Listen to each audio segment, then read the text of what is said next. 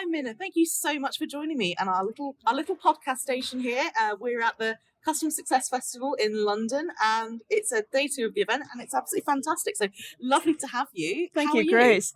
Oh, excited. I'm really excited to meet my fellow colleagues here, hear a lot of things that are hot and happening. I think there's lots of good topics for the day. So yeah, looking forward to day 2. Oh yeah, there's so much going on. Really great conversations. I'm chatting to people around the room, and the atmosphere's been electric, and so many conversations I've been having I've noticed they've all been geared around the fact that you can't escape the fact that collaboration is key. And every conversation, whether it's been about AI, whether it's been about relationships with sales, it all stems back to cultivating these important relationships. That's why I've been really keen to talk to you today about one that I think isn't talked enough, and it's customer success and product, and how this, when done right, I think it's just like, it's a dream team. So absolutely. I'm really excited to chat to you about it. So I think you'd like to dive in, ask you my first question. Yeah. I actually recently did a podcast with Abby Hammer from Churn Zero, who's the chief product officer. So yeah, our titled talk was Product and CS is best friends, like BFFs forever. Oh, absolutely. Brilliant. Can't wait to be here. So I guess really, I think what I'm quite keen to know, and I'm sure that lots of other people are too, is when it comes to customer feedback, and obviously this is something that customer success is, hugely preoccupied with, is trying to translate customer feedback into, I guess, actionable insights, and actually to the betterment of your products, the betterment of your brand and your company. How do you find, what is, in your experience, the sort of best ways to make sure that customer feedback actually becomes actionable insights for your product development team? Because I'm just quite curious to know how do you prioritize certain things? It's a bit of a minefield for me. So it is. So I think the first thing what you need to do as a CS and a product team is to define your shared metrics in terms of what is it that you're trying to drive with this feedback, right? And if you identify in your sort of working group together, what is the one thing, or let's go with 2 potentially, that really drives your customer attraction to your product and your stickiness with the customer. So what are those kind of, let's call them adoption metrics for the better word, right? And then you can, together with your product, start refining those and driving them. So when you then start getting the feedback as your CSM, because CSMs get a lot of stories from customers, right? And some of it is like, yes, this button should be blue, versus, this is a really thing that would make me actually move away from your product. You can use this kind of framework that looks at the metrics that really drives the adoption, and that's really starts the kind of the good tracking of insights. The second point I would make on this is, as kind of customer success and product team, ultimately they need to drive the same direction, same lane, right? Like the customer value. Your customer spends the most of touch points within your company, either with your product, indirectly, don't necessarily talk to the product team, or with your CS team by talking to each other, right? So these are the 2 sides of the coin that drive your customer value. And so both of them will have different insights. One is product side is probably very, very data metrics heavy, because that's how they see what the customer is using in the product, versus your CS is more story heavy, because they hear how the customer is relating to that, or what other products they're using that they might be also feeling like, oh, surely it should do this kind of thing. So I think that's kind of where you can start seeing both this quantitative and qualitative feedback and marry those 2 together so that you can get insights out of it. And the last part I would say on this thing is to then really have a good framework. So when you capture the feedback, again, you have that detail and the depth and breadth of what it is that would actually change the customer's mind, right? So when it comes to them prioritizing this, right, obviously you're going to have like tons and tons and tons of things to potentially do. What I would try to do with that is to have a tracking in place in terms of what is the most that will have impact, right? So what are the big ticket items? What level of criticalness do they have? I.e., is the house on fire? Or like, can we is this a roadmap item for maybe a little bit later on? And then kind of start working with your product team in terms of where do they land. The other part, again, quantifying feedback, is that it's nice for the customer to see that there's constant updates in the product. So if there's some little annoyances, right? Like, I could do that in 2 clicks instead of 5 clicks, and then try to streamline the product with these little intuitive changes so that the customer feels like, they're heard and the things are moving forward while you're working on the big ticket item.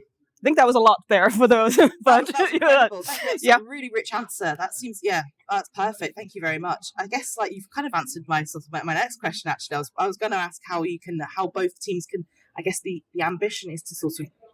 Am I right in thinking it's to drive adoption sort of relatively fast? True, right. So I would say that a lot of the things what we measure is revenue. However, revenue, for example, is an output. You can't drive revenue unless you drive a needle that impacts your revenue, right?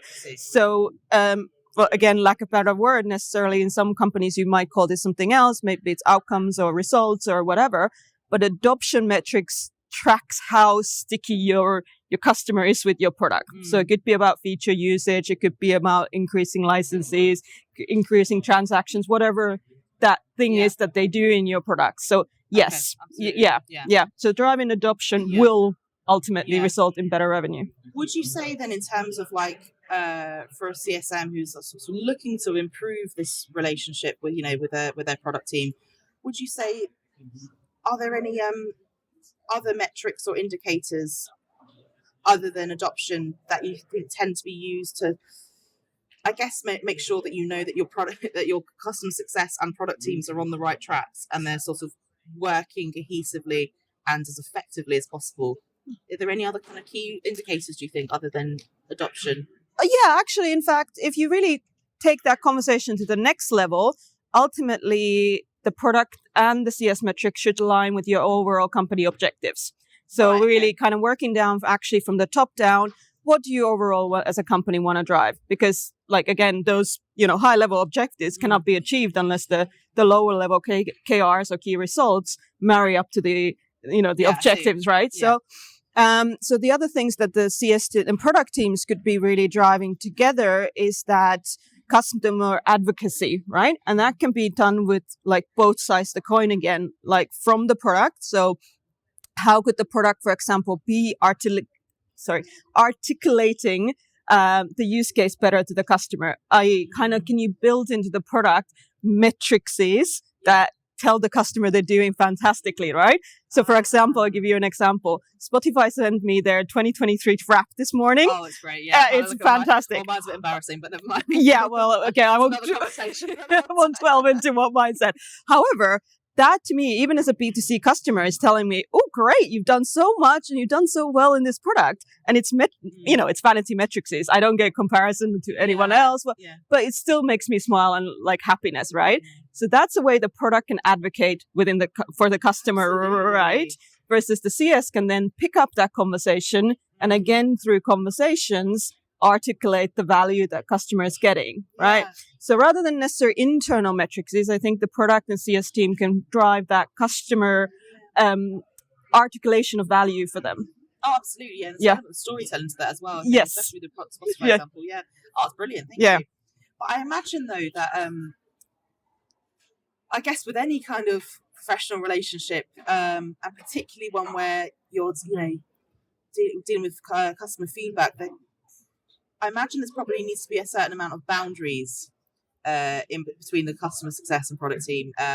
You don't, like you mentioned with the blue button request, you don't want to. So obviously, certain requests need to be prioritized. You don't want to waste products' time, perhaps. But I don't know. In your experience, are there any sorts of filters that you can kind of implement to create a more unified? I guess this is coming into more like an ops part of the conversation, but to make sure you're sort of safeguarding resources and making sure that this sort of getting exactly what the customer needs and Yeah, so I would say absolutely filters are important because again, when CS is on the calls every day, they get very, very a lot of rich information. However, that can translate to product acting immediately on that one thing, because then you are literally just, going off in all directions and you have no road to track down. So what I would say as a process wise, if you haven't done it before, is to set up a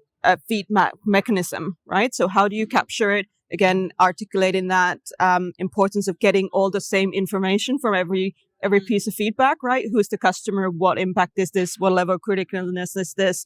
And then putting that together in a more understandable data format, right? So again, it doesn't really matter what the tool is. It can be, I'm sure there's great product tools in this room today. It can be a simple spreadsheet, right? Yeah. But somewhere where it's trackable, functionable, and it can be looked at together and qualified, right? How many customers are saying this? How often is it coming up, right? Was a one-off cuff or whatever. The other part to that feedback, and again, CS, I think, could be filtering this better, is to quantify if customer says it, why are they saying it? What is the use case they're trying to do that they can't do today? And again, this is kind of the bigger ticket items than, I don't like to click twice, right? Yeah. So are those customers your typical customers? And is this a typical use case that you can't be achieving? We sold to the wrong customer and they're trying to advocate for something. Yeah. Because this is where the conversation then with the product team can really happen of like, well, is this the use case we are trying to do? Because what I see a lot in fast growing companies is they'll try to please a lot of different use cases, and then product becomes this spiral web that ultimately you can't maintain. And I was going to say and then you can't articulate the use cases because no one actually knows what all the features do, right? Mm-hmm. So you need to have that good pulling together mechanism so that you can describe whatever feature is and why is it in your product suite and why the customer should be using it. So again, I'm going to kind of go around in a circle on that, but I would say the filter is not to react on every piece of feedback immediately. Like I'm going to say technical bugs is obviously a completely different story, and that's not what we're necessarily talking about here, right? Like house is on fire, can't log in, blah, blah, blah, right? But that feedback, call it voice of customer or whatever you want to call that program, that it's consistent and then it's repeatedly and a regular cadence discussed and reviewed so that CS don't also get frustrated that nothing happens, like I get this feedback all the time from the customers and product does nothing about it. So it's all about this joint collaboration of understanding how you're going to go about actioning it ultimately in the long run. Because I was about to say, because I guess if you are in a sort of organization where there is poor communication and there's or customer success feels like product team aren't quite there isn't that framework in place that you mentioned, and there isn't those clear procedures and how to sort of filter and kind of decide what are the most common use cases.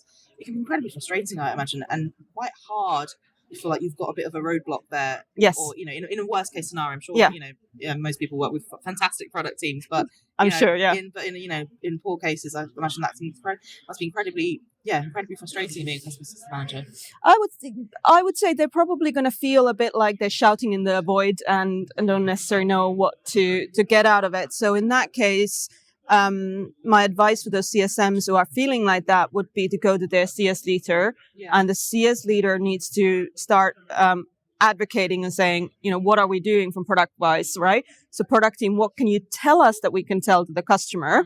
Because if you are in a mission to do something else, that is still going to be valuable for the customer, maybe not against that feedback that you've heard, but it's something really important that needs to get done. And that's where the resources are going at the moment. Because remembering also, product is the first item, and then you obviously have to have the development side of things, right? So things are not just going to magically appear into the product itself. So really, it has to start from this joint framework that we are there to drive the customer needs, right? It might not be immediately what you've heard constantly, but if there is a good two-way collaboration, then what the product is actually going to be coming out. And then the other part is, if you are brave enough, it doesn't work in every single case, share the roadmap with customers, right? Yeah. What are things that are actually coming out? This may be not, again, exactly what you were looking for, but it may be a different way of doing your use case, right? So I think that the ultimate filter again for the CSMs is also to say, well, why are they keep repeatedly saying this feedback, right? What is it that they're trying to do that they can't do? And that would help, I think, to emphasize the feedback they're getting, right? putting it into more context. Absolutely. I think things I've heard the last couple of days, and just conversations I've read in our CSC Slack channel is just really sort of asking the whys, Yes. the whys behind Yes. things, Yes. and sort of demonstrating that this is clearly important questions Yeah. to be asked. Yeah. I guess looking forward, we're coming to the end of 2023, and I know, looking beyond. I mean, I'm not quite ready for 2024, but looking really beyond. Specifically, I'd like to know, how do you see the sort of this relationship evolving? I don't know. Well, maybe at Thrive Partners, but how? In terms of customer success and product teams, are there any? Do you think there are any emerging trends or perhaps technologies that you think will enhance this sort of very symbiotic relationship, perhaps? I think actually with the age of new technology, there is, right? I think the things that are going to be like integrated a lot more seamlessly, like for example, some of these wonderful companies that are in this conference at the moment, I know that they're talking to like CS tool to product tool and so forth, and how can you exchange that information better? So I think that's the first thing. I think generally people are realizing that there needs to be more collaboration against all the tech stack, because otherwise what's the point of having it if it doesn't help you? I think some of the CS tools particularly are going to be a lot more facilitative, again, taking away the brunt of the work, which allows you to do a lot more, again, this sort of clearer notes, clearer feedback, capturing more customer quantitative things. I've been on a couple of demo calls recently, which are really interesting. Things that can aggregate for a number of things like email notes, call notes, things like that, so that you can start seeing what is actually being talked about, rather than you hearing the one story and putting it as your benchmark, is saying this is what we got to do next. And again, you're getting it more from sort of the better data level perspective, which is where product is much more thrives, right? They love a good data, because they kind of come in from the analytical point of view. How do we build the best product for all our customers, not just the one customer, right? So that kind of quantitative data that can be now aggregated easier from all of that great rich conversations that we have with our customers. I think that's going to be a really interesting and game changer for all the CS, and then can, have some more light bulb moments of like, hey, this is actually, what we should be doing. And I'm going to advocate for this because I know that I have the data behind it. Right. Absolutely. Yeah. So I think that's a big trend. And I think just generally, I think these relationships are more maturing. I think product teams are maturing. I think CS teams are maturing. And again, more we talk about the customer value, the more alignment I think both of the teams are going to have towards that. So I think it's going to be really exciting 2024, where, we hopefully are going to see some real changes that are going to happen in the technology space as well. Absolutely. Oh, I'm really looking forward to it, and looking forward to catching up with everyone at the end of 2024, seeing where things have gone. Oh, it's really, really exciting. And anyway, I don't want to keep you from any more of the wonderful sessions we've got on today. We've got so much. Anything you're particularly looking forward to today? You've got a talk coming up. I've got a talk. Well, actually, funnily enough, we're going to talk about lessons learned in 2023 and what we're going to change for 2024, because I think it's a good time to reflect on what's gone well, and what are some of the big ticket items that you could focus on for next year. Absolutely. Oh, I'm really looking forward to your talk. It's going to be fantastic. Thank you so much, Minna. It's been a pleasure talking to you today. And fantastic event. And thanks so much thank you so much for inviting me, Grace. Thank you.